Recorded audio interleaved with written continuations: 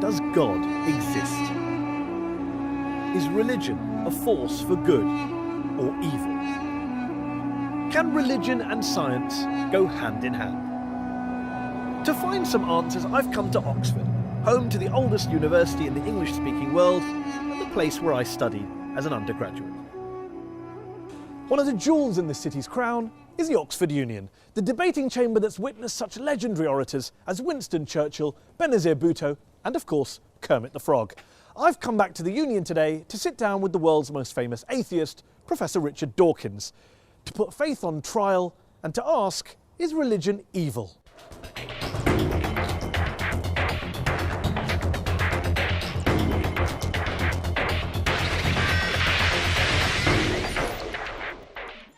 Muslims riot in protest against a truly awful film demonising Islam.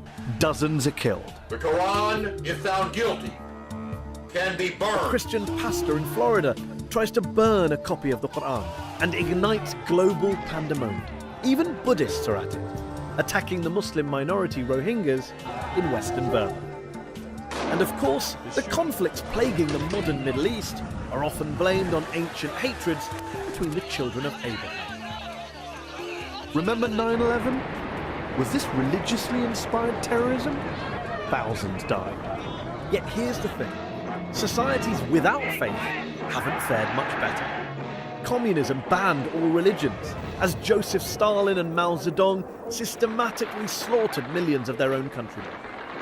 Is science any better? Since Galileo and Darwin, scientists have sought to stamp out ignorance and unravel the mysteries of the universe.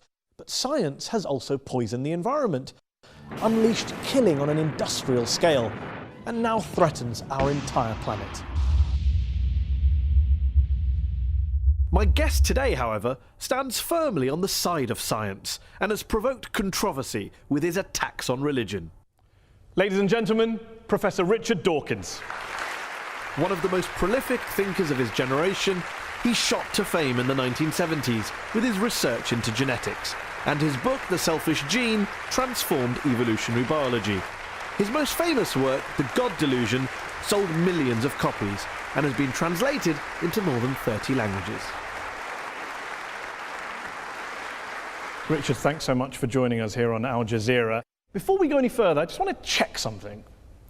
Are you an atheist? For all practical purposes, yes.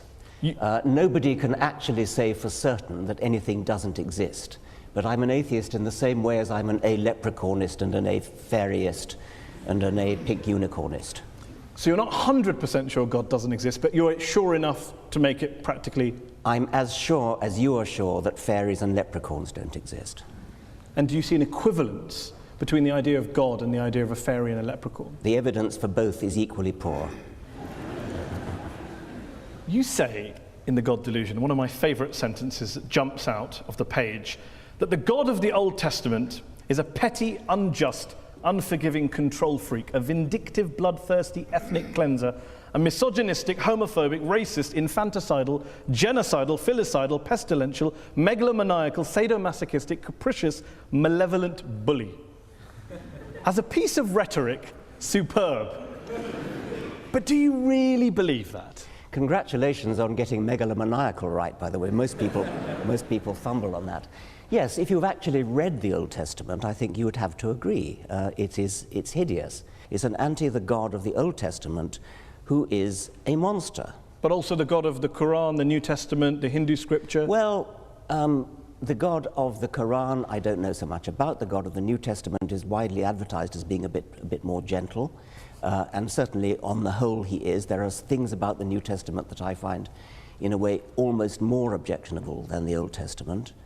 But the sheer horror of the character, I said he was the most unpleasant character in all fiction, because I regard it as fiction, of course. And yes, he is. I mean, he's jealous, he's vindictive, he's callous, he's cruel.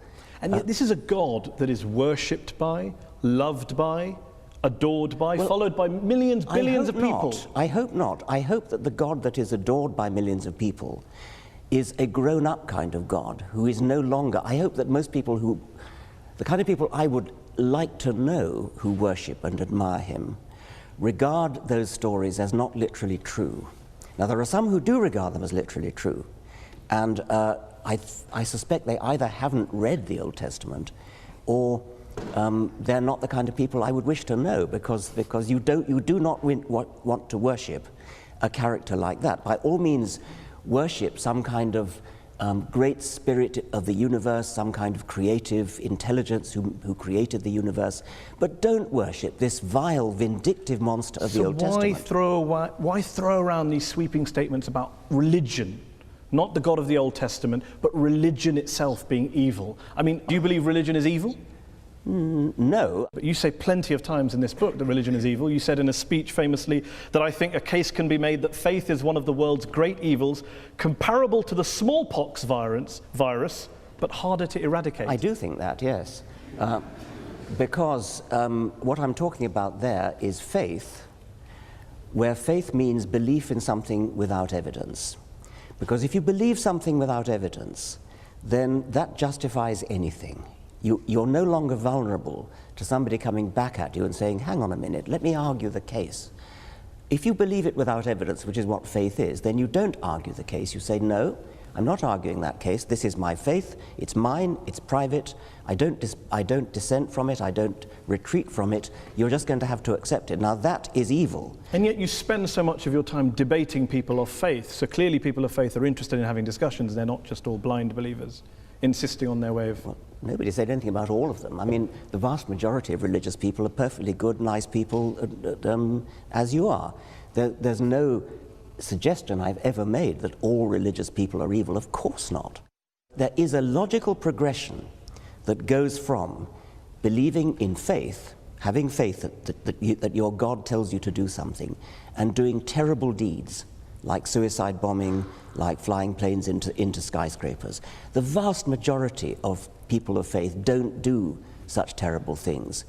But those people who do terrible things do it believing that they are righteous and good, and they think that they're doing the will of their God. So they're not evil people, they're actually good people by their own lights. They believe they're doing good things, and that's why religion is evil, because it can make you do evil things believing that they are good. Do you really believe that people who go out and carry out suicide bombings, it is faith? Religion is to blame, not geopolitics, not the world, not their lives, not what's going on around us. It's religion, plain and simple. Not always. It's not in the case of the Tamil Tigers, for example. But I think in a great majority of cases it is, and I think it certainly makes it a hell of a lot easier. The evidence is plain that in many Islamic suicide bombers, you talk to them, those who fail, you talk to them afterwards, they've got paradise on the brain. They're desperate to go to a martyr's heaven. And that's what they think about. Professor Robert Pape of the University of Chicago studied every known case of suicide terrorism, 315 cases. And he came to the conclusion that there's, quote, little connection between suicide terrorism and Islamic fundamentalism or any of the world's religions. The taproot of suicide terrorism, he says, is nationalism. It's about land, it's about power, it's about politics. It's not about faith. Faith is just a cover. What do you know that he doesn't know? Well, I've seen other evidence. There are different people say different things. I've seen plenty of testimonies of suicide bombers who have said precisely that they do it because they want a martyr's paradise. Do you include the 7/7 bombers in that case as well? Yes, I believe so. Have you watched their suicide videos? I'm not sure that I have, no. They talk about Afghanistan, they talk about Iraq, they talk about crusades, they talk about war between the West and the Muslim world, they talk about invading armies. I mean, there's a lot of real world stuff in there. I'm not saying, of course not, that faith doesn't play a role, but I'm just interested in this idea that you think faith is the issue. You said in a very famous column you wrote 4 days after 9/11 that this came from religion. There are enormously good reasons for people to take political action, and this we see in Northern Ireland, we see it in Afghanistan, we see it in Sri Lanka, where the Tamil Tigers operated. So yes, there are political reasons, but the promise of a martyr's heaven, which is, you cannot deny that this is part of Islamic doctrine. Martyrs go straight to paradise. Yes, but not terrorists, not murderers, not criminals. Well, they believe that because they're told it by their imams. But then what about the majority of the world's Muslim clerics and ulama who came out and condemned 9/11 straight Well, I'm afterwards? delighted they did, but they were pretty quiet about it. What about the argument that says human beings are prone to violence, they're prone to carrying out crimes against their fellow man? You can blame religion, you can blame politics, you can blame economics, lots of factors, lots of excuses. What I don't get is, why do you only focus on religion? For fairness, why don't you also isolate the other factors? There are lots of other factors, and I'm quite happy to say that, yes. There are lots of, I mean, if you look at the wars of history, some of them have been about religion, plenty of them have not been about religion. I never said religion is the sole cause of wars and violence. You may not have said that, but you would accept that the new atheists, people like Sam Harris, the late Christopher Hitchens, have blamed a lot of history's wars on God and religion, and you make a similar suggestion in The God Delusion. Yeah, I would blame a lot of history's wars, but the most terrible wars in history, the two major wars of the 20th century, are nothing to do with religion. You accept that point? Yeah, of course. And the Cold War and Vietnam? Yes, I would, of course, yes. So when you have a situation where some of the world's worst crimes were carried out not by believers, how then does that square with your idea that it's religion that causes good people to do bad things, it's religion that's driving violence, your original statement against religion at the start of this? Dogmatic belief in something like religion or something like Marxism or something like Nazism, these are all, or indeed patriotism, I mean, my country, right or wrong, these are all pernicious beliefs which can drive people to do terrible things. And in the Second World War, Hitlerism was driven by racism, by a sort of sub-Wagnerian pagan religion which Hitler revived. Stalin's atrocities were motivated by a dogmatic belief in Marxism. And atheism. Stalin happened to be an atheist, but he was never motivated specifically. The Soviet Union was not based on scientific rationalism, on the elimination of religion and God? Stalin persecuted the church. Stalin persecuted just about everybody.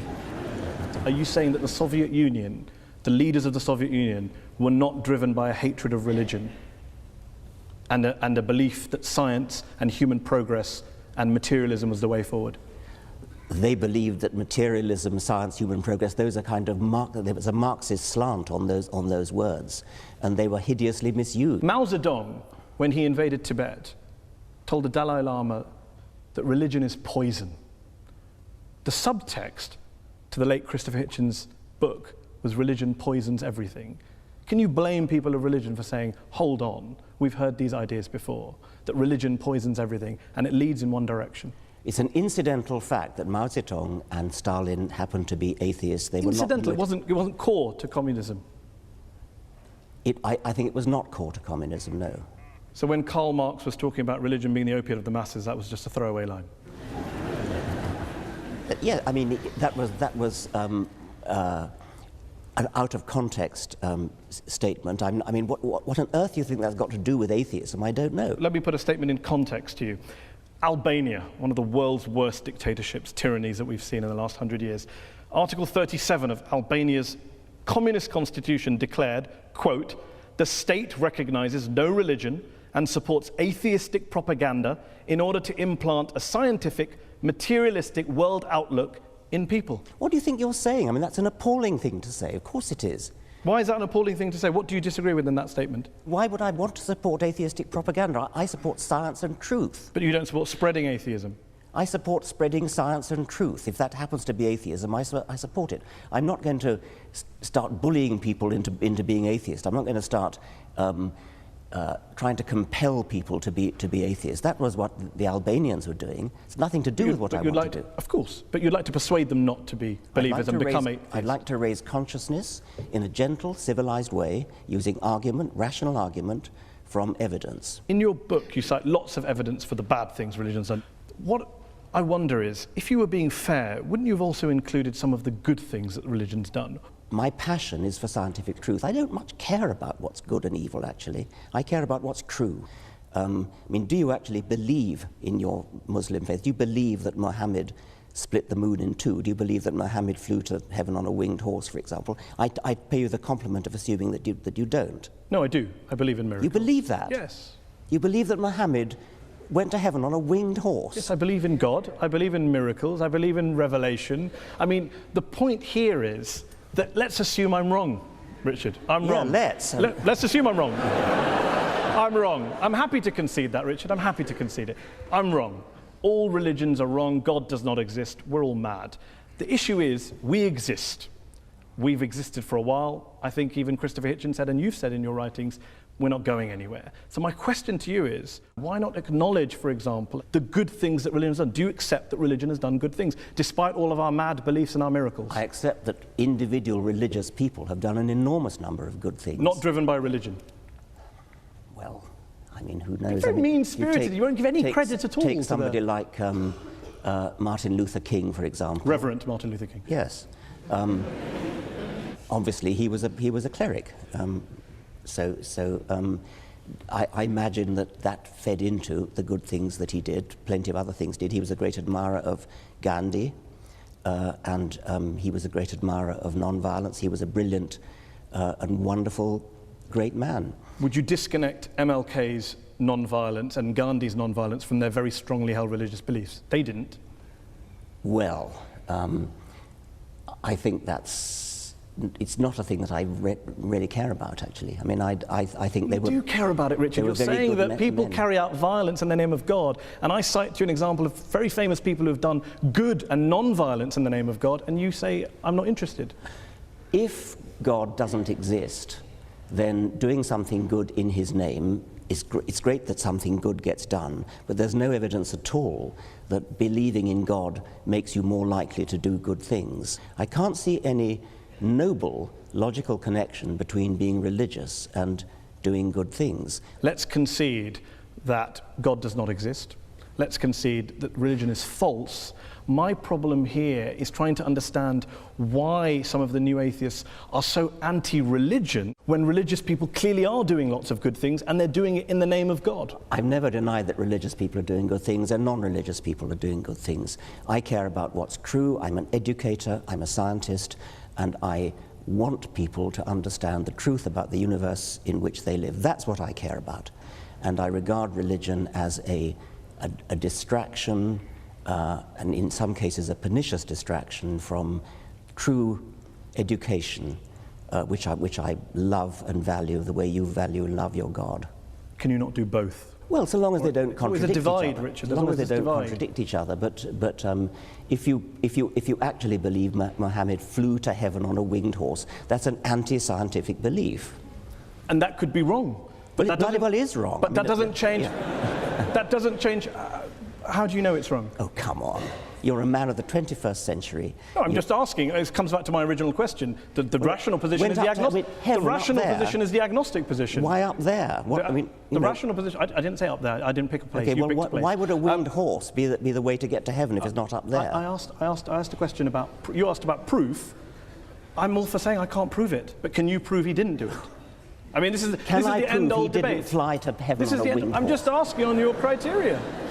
I'm just asking on your criteria. No, I can't prove it, and I can't prove it wasn't a golden unicorn. But I'm fascinated that you're rather talk about what animals the Prophet may or may not have used 1400 years ago, rather than talk about what Muslims or Islam is doing in the world today, good or bad. Well, that seems to be the distraction. If anyone's distracted, it seems to be you. Well, that's your view. I'm fascinated by how somebody, a respected, sophisticated journalist in the 21st century, can believe that a prophet flew to heaven on a winged horse. Let me ask you this. Are all people who hold beliefs in God and in miracles and the supernatural, do you regard them all as intellectually inferior to you? I regard those beliefs as intellectual nonsense. I don't regard the individuals as intellectually inferior to me, because many of them palpably are not. If you go back in history, then all bets are off, because before Darwin, for example, it is not at all surprising that before Darwin people believed in all kinds of things which they wouldn't believe in now. There are many people, many scientists today who say they're religious. And if you actually ask them what they believe, in many cases it turns out what they believe is in some sort of deistic God, some sort of intellectual spirit, some sort of creative intelligence that lay at the root of the universe, perhaps invented the laws of physics, something like that. I don't agree with this book, but it's an excellent book, very well argued. You're very passionate, clearly. There's one section in the book where you talk about bringing up children. Oh, yes. And you talked about education. You talk about a story when you tell a story about being in Ireland and talking about the Catholic child abuse scandal. And there's one quote on page 356, which I will read out to you. Horrible as sexual abuse no doubt was, the damage was arguably less than the long-term psychological damage inflicted by bringing the child up Catholic in the first place. You believe that being brought up as a Catholic is worse than being abused by a priest? There are shades of being abused by a priest, and I quoted the example of a woman in America who wrote to me saying that when she was 7 years old, she was sexually abused by a priest in his car, and at the same time, a friend of hers, who also 7, who was Protestant, or was of Protestant family, I should say, died. And she was told that because her friend was Protestant, she had gone to hell and would be roasting in hell forever. And she told me that of those 2 abuses, she got over the physical abuse. It was yucky, but she got over it. But the mental abuse of being told about hell, she took years to get over. And with respect, Richard, you're an empiricist, you're a rationalist. One letter from one woman in America isn't really the basis to extrapolate and make such a sweeping conclusion. That is, of course, true. And I'm not basing it on that. It seems to me that telling children such that they really, really believe that people who sin are going to go to hell and roast forever, that your skin grows again when it peels off with burning. It seems to me to be intuitively entirely reasonable that that is a worse form of child abuse, that will give more nightmares, that will give more genuine distress, because they really believe it. If they don't believe it, it's not a problem, of course. You also say... Let me just... I mean, I've been put on the spot about this health fire thing. We haven't really been put on the spot. In what sense have you been put on the spot? Well, I sense that you think it's somehow obvious that having a priest, if you're a small girl, having a priest put his hand... I would be very interested in asking the audience whether being told about heaven and hell as a child, being brought up as Catholic, is worse than being abused by a priest. Okay. Let's have a show of hands. Okay. Is it worse to be abused by a priest? And if you believe it's worse for a priest to abuse a child than to bring up your child Catholic, raise your hands. Are they both as bad as each other? Raise your hands. So we have a 3-way split in the audience. Let's finish this section with one last related subject on this question, a personal question from me.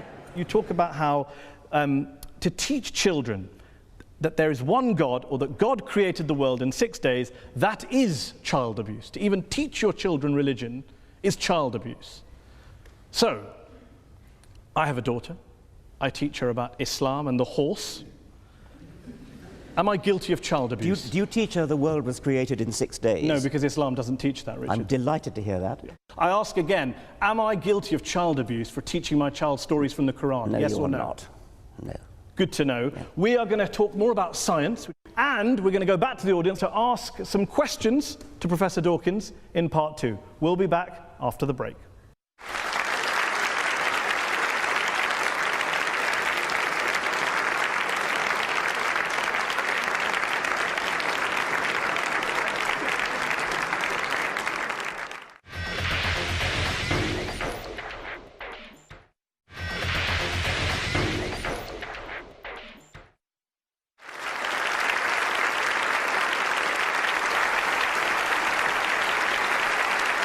Welcome back.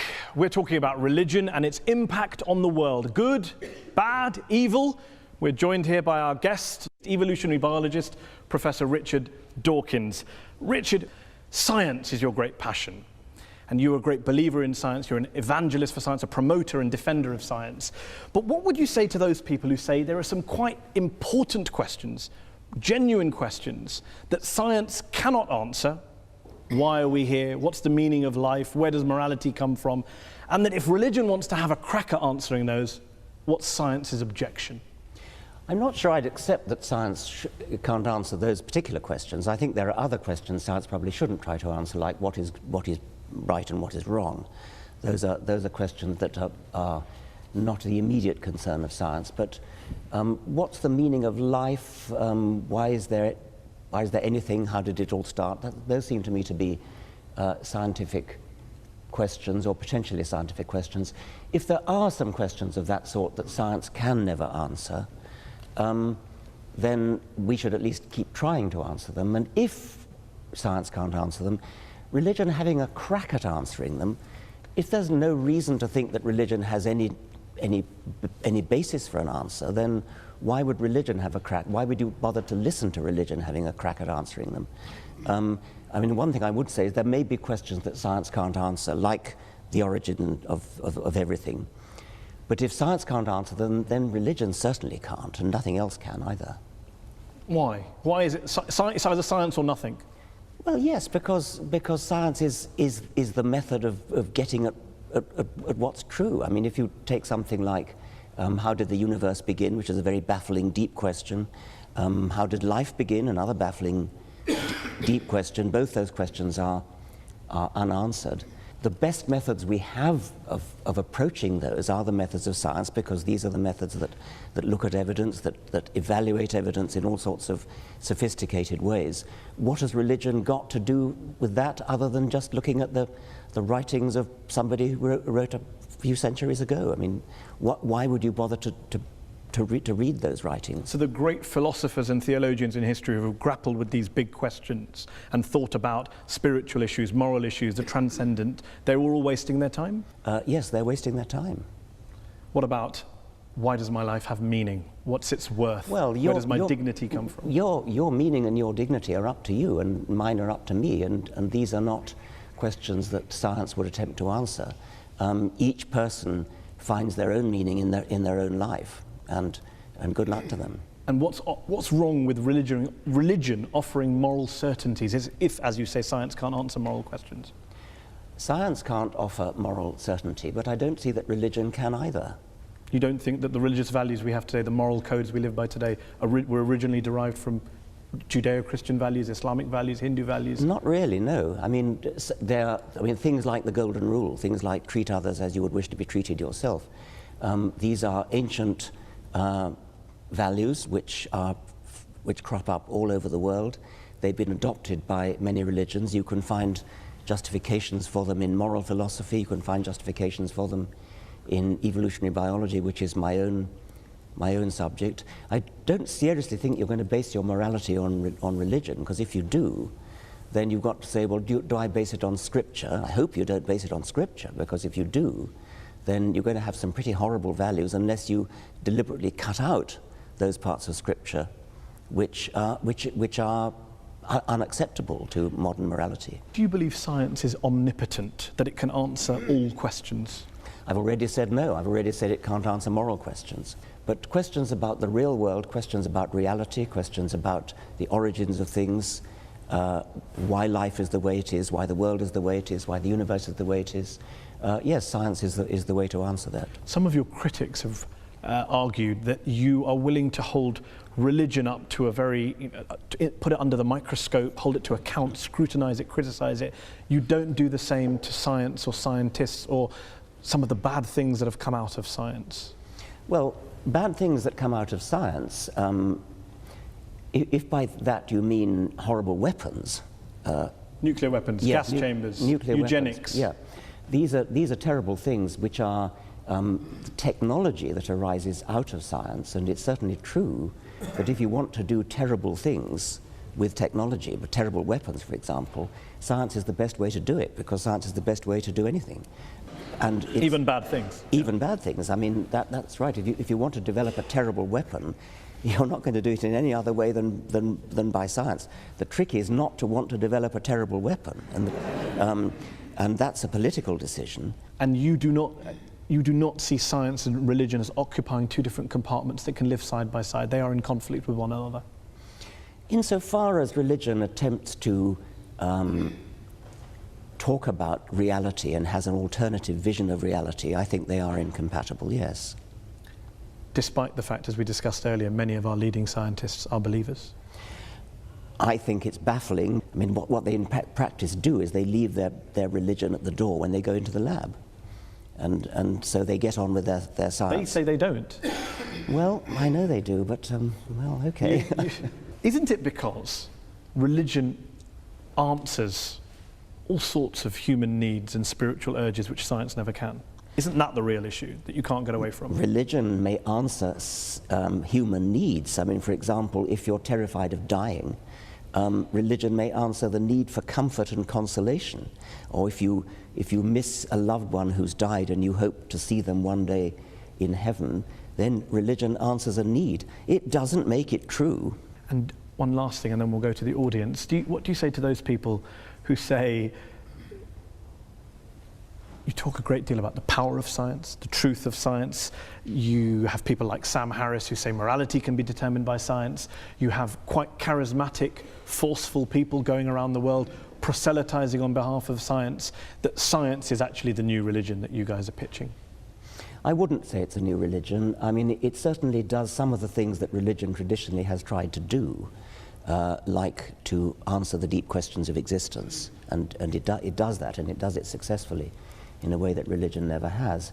But it isn't a religion because it's not based upon any holy books, it's not based upon faith, it's not based upon revelation, it's not based upon tradition, it's based upon evidence, and there's a huge difference. And anything that we do not have evidence for that's not scientifically testable, you would dismiss? Well, scientifically testable is putting the bar rather highly, but I do think that evidence is the only good reason to believe anything, yes. So love, beauty, aesthetics, metaphysics. No, I mean, those are obviously important questions. And if you ask some question like, how do you know that your wife loves you?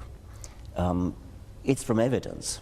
I mean, it's not scientifically testable evidence, but it's evidence. It's little looks in the eye, it's little catches in the voice.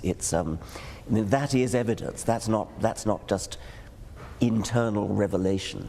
Okay, let's open it up to the audience. We've been talking about God, evil, war, terrorism, bringing up your children, living a good life, religion and happiness, science versus religion.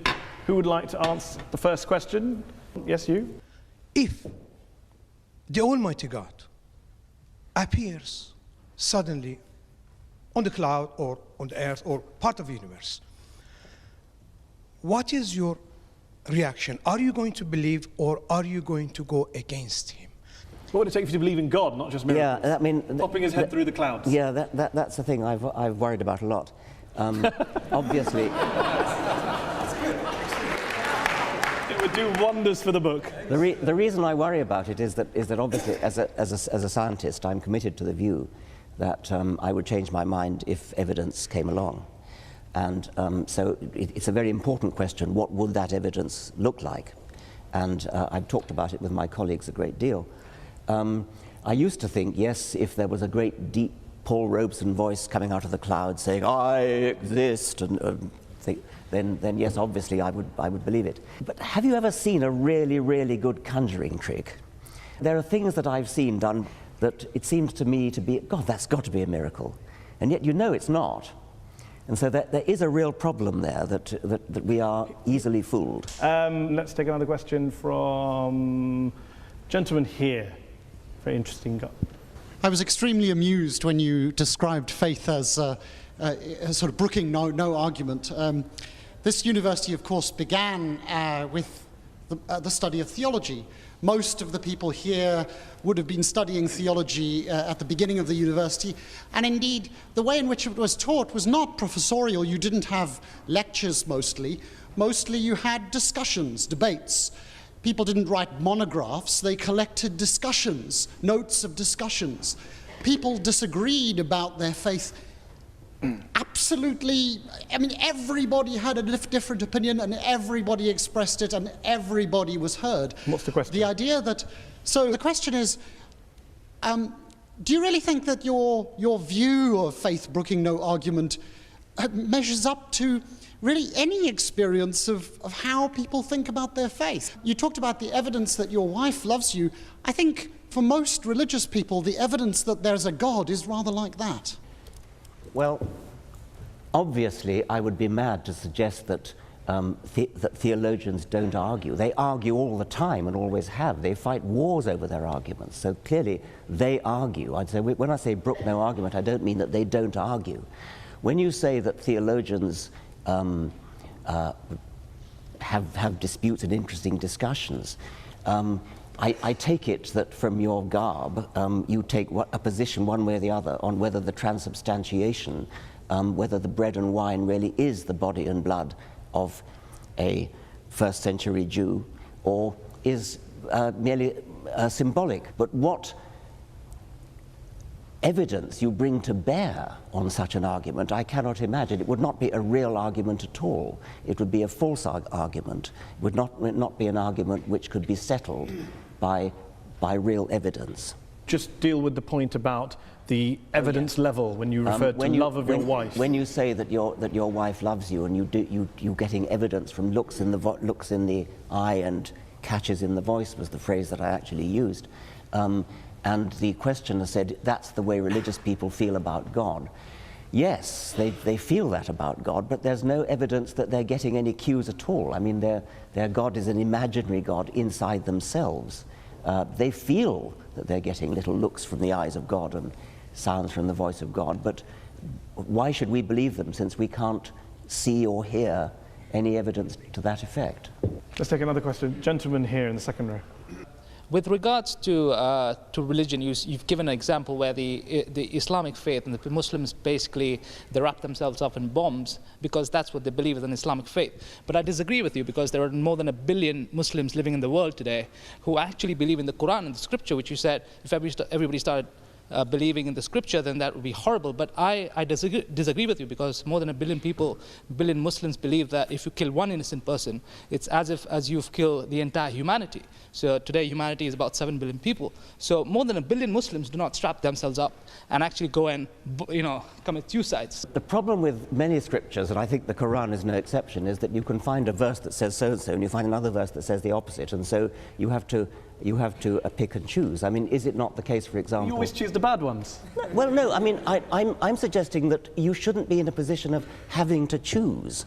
I mean, you shouldn't base your life on a holy book which has contradictory verses, where you can choose one verse when you want to make one point and another verse when you want to make another point. I mean, isn't it the case that the penalty for apostasy is death? You can't take these things and just hold... I could hold up an example of, we mentioned earlier, Sam Harris has said there are some views that are so irrational, people should be put to death for them. Should I hold all atheists to him? Of course I won't hold him to all atheists to that view. Let me put it to you. I mean, is the penalty for apostasy death? No.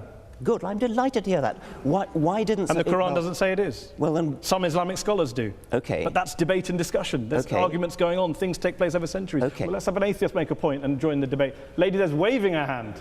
Actually, in the Quran, mankind refers only to Muslims and excludes infidels, which is all the rest of us. So that's a small point. But really, my question to Professor Dawkins is, how does he feel about the encroachment of all religions, extremists, evangelists, Christians, and a lot of Muslims into the politics and everyday life? And how does he feel about a religion trying to influence politics and public, How do you feel about religion influencing politics and public life? People should be free to speak their minds. I mean, I'm a great believer in free speech, and so members of parliament should speak their minds, and if their minds are influenced by their religion, then that's fine. What I would object to, I think, is the view that somehow religion has a privileged right to speak because it's religion. And I think you'd probably agree with that as well. If you stand up in Parliament and make an excellent speech in favour of something which religion has a view on, like abortion, say, if you make your points well and win the vote by making your points well, that's fine. But what you shouldn't be allowed to get away with is saying, because it's religion, therefore, this is what we should do. Lady there in the headscarf. As a social scientist, the model of the rational actor is somewhat discredited. We don't look at all actors at all times as acting rationally. In fact, we assume that they don't.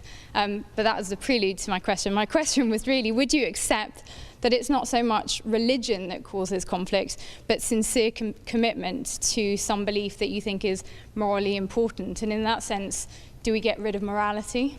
Well, I think I partly said that when I said that in the great wars of the 20th century, these were driven by non-religious motivations, but they were driven by my country right or wrong kind of patriotism. That's a little bit different from morality we're talking about, but at least it's not religious. I was interested in what you said in your preamble when you said that I take it you're a social scientist, and you're no doubt right to suggest that since social scientists are studying the human animal, you notice that people actually don't behave rationally. Well, unfortunately, that's true. But that doesn't mean we shouldn't behave rationally just because people don't. Let's take a question from an atheist or an agnostic. Gentleman there in the black jacket there, 3 rows down in the middle. I think when I read your book, which I thought also was excellent, it became very apparent to me that evolution, nature, has given the human species some very, very powerful survival instincts.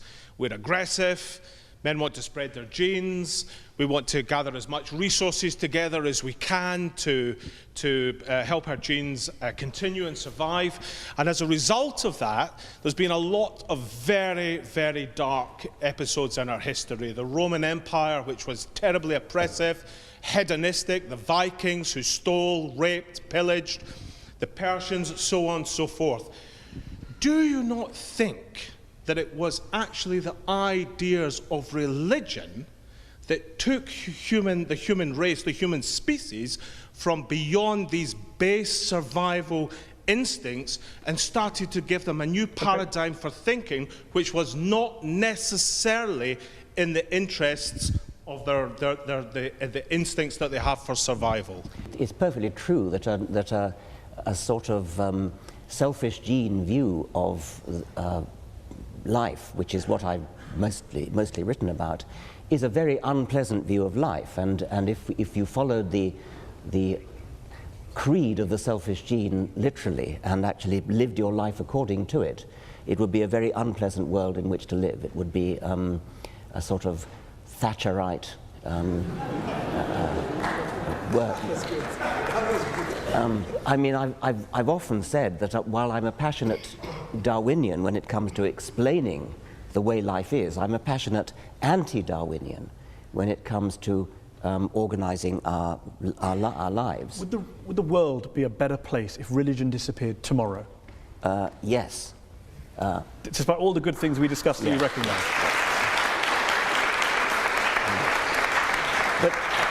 But you'd still have the Nazi Holocaust, the communism, you wouldn't have the charities, that's fine. You would have the charities, but I mean, it's only your assumption. But I want to finish because the questioner actually challenged me by saying that it was religion that helped us to escape from the unpleasantness of the selfish gene. I don't actually think that is true. I think that we have escaped by a long and slow process of civilization in which religion no doubt played a part. If you look historically over the very long time span of history, we're getting better, we're getting nicer, we're getting more charitable, we're getting kinder, getting less cruel. I wouldn't give religion the credit for that. I think I would give a much more complicated mixture of civilizing processes the credit for it, and religion is probably a part of that. Okay, let's take one last question. Gentleman there in the blue jumper. We're going to have to make this the last question. Professor Dawkins, as an atheist, is it not the case that you either believe in the universe just popping into existence without a cause, which is worse than hocus pocus, or in this thing called the multiverse, which has as much independent empirical evidence as Hades controlling the underworld? Right. The phraseology you use is somewhat biased, somewhat slanted. The universe popping into existence out of nothing. The multiverse theory is used in this context to explain the fact that some physicists believe that the physical constants are too finely adjusted. It's as though it's a put-up job. It looks as though the physical constants are so finely adjusted that if you change any one of them, then the universe would collapse. And I started to say that. Yes. Now, the multiverse hypothesis is a kind of Darwinian way of solving that problem. It says there are billions and billions of universes, all of which have different settings of their fundamental constants. A tiny minority of those billions and billions of universes have their constants set in such a way as to give rise to a universe which lasts long enough to give rise to galaxies, stars, planets, chemistry, and hence the process of evolution. But do you understand, it does make me chuckle that you mock me for believing in a prophet that flies into a heaven, but you believe in lots and lots of universes that you can't show me, prove to me, test to me in a lab, as a basis of getting out of believing in a God and a prophet. I'm astonished that you should compare the two. I'm comparing the lack of evidence for the two. Well, you cannot use your own intuitive common sense in order to diss physics. I mean, if you could do that, we wouldn't need physicists. I mean, they are very sophisticated people, they do mathematics. But there are physicists like Paul Davies who have dissed the multiverse theory as being nonsense. Well, Paul Davies would rather take the view that there's something mysterious in the origin of the universe, and that's another perfectly respectable physicist's view. Steven Weinberg, the Nobel Prize-winning physicist. It's respectable if a physicist holds a view about mystery in the universe, but not if anyone else holds it. If we're talking about the origin of the universe, that is a problem in physics, yes. Let's end with a couple of quick questions. If, as Christopher Hitchens, the late Christopher Hitchens wrote, religion is ineradicable, and as you put it, harder to get rid of than smallpox, doesn't this basically mean that whatever motivations you have, no matter how passionately you're driven and love for the truth, you are essentially wasting your time? I would never admit to wasting my time trying to propagate the truth, and I think I can claim a modicum of success with the people that I've read my books, the people who've attended my lectures. It's a doctrine of despair to say that we're stuck with religion for all eternity. The religions of ancient Greece and ancient Rome and the Vikings have all dead. Nobody believes in Jupiter or Thor anymore. And I have great hopes that the same is going to be true of the God of Abraham. And one last thing, there's a new book out from one of this country's well-known philosophers called Religion for Atheists, which makes the case that no matter how false religion is, no matter how imaginary God may be, there are some lessons, there are some institutions, there are some values that atheists could usefully borrow. I've heard that argument put. I've heard people say that humans do need some sort of rituals, and they need some sort of gathering places, meeting places. I can sort of see that. It's not a thing that interests me very much. I don't feel any great need for ritual. I don't feel any great need to fill the alleged vacuum that'll be left when religion goes. I think there's plenty to fill it already. It's been a fantastic discussion. It's a pleasure to have had you here on Al Jazeera. Thank you all to the audience here in the Oxford Union Chamber. And thanks to you all at home for watching. Goodbye, and dare I say, God bless.